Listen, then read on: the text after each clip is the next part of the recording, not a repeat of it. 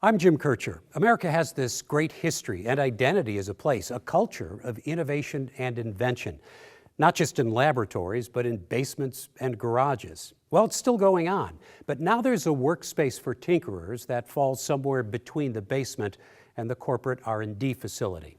They're called hacker spaces. Hackers, the term used for those with skills who can illegally access our computers, or they can use those same skills to work outside the box, be innovative, creative, problem solving. And if you want to be a city on the cutting edge, you really got to have a hacker space. St. Louis's Arch Reactor fills that need, and it is growing.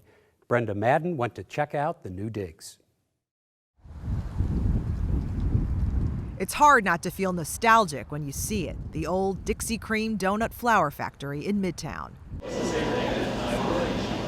But inside, a future is taking shape, and it's buzzing with the sounds of 3D printers, a laser cutter, circuit boards, and conversation.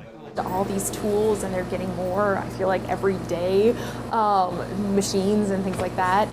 They are, and that's the plan. After 9 years and a few moves, the members behind Arch Reactor have finally found a space that's big enough to capture who they are and what they hope to be. A grassroots group of members, makers, hackers, artisans, and inventors in a city that is also reinventing. We had several other places that were in varying levels of modern upkeep, but they just didn't have the same character and didn't seem to fit who we are the way this did. This was a concrete shell.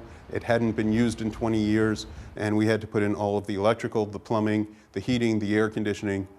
It was all done with volunteers by our members. For starters, it's huge. It's almost 6,000 square feet of community workshop. With room for a dedicated metal shop and a wood shop, as well as a large communal workspace.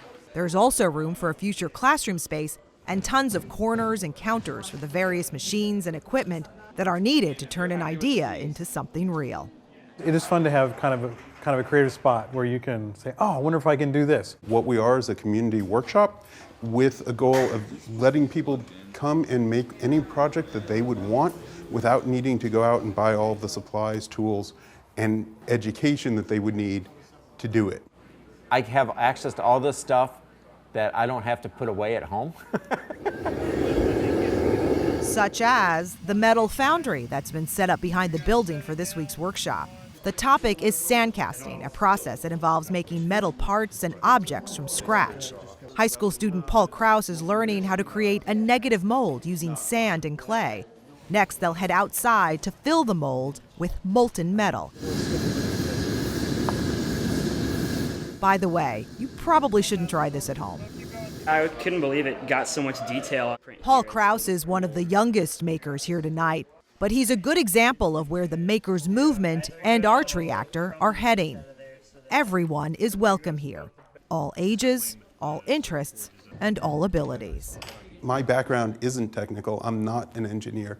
And to come in here and be able to do some of those things with that background has just, it's been mind-blowing. This is a great place to prototype and test things. There's a lot of expertise here. That's another big plus. That's already led to some nice success stories. The founders of Griffin 3D, the first company in St. Louis to produce and sell 3D printers, met at Arch Reactor and are still active members. No one here is ever going to say you're crazy, that's not going to work. Right. Yeah, I mean, people come up with ideas that you would never think would be possible, and then they're able to go and do them. And even though product development or inventing the next big thing isn't necessarily the goal of Arch Reactor, you can't blame a hacker for hacking. So this is a vehicle I'm making, and quite simply all it does is climb trees. It just grabs onto the tree, and through a radio control, I can spiral it up a tree. I do envision this one day being in Home Depot. There's the electric chainsaws, the gas chainsaws, the pole saws, and maybe this thing one day. Who knows? Yeah, crazier things have happened.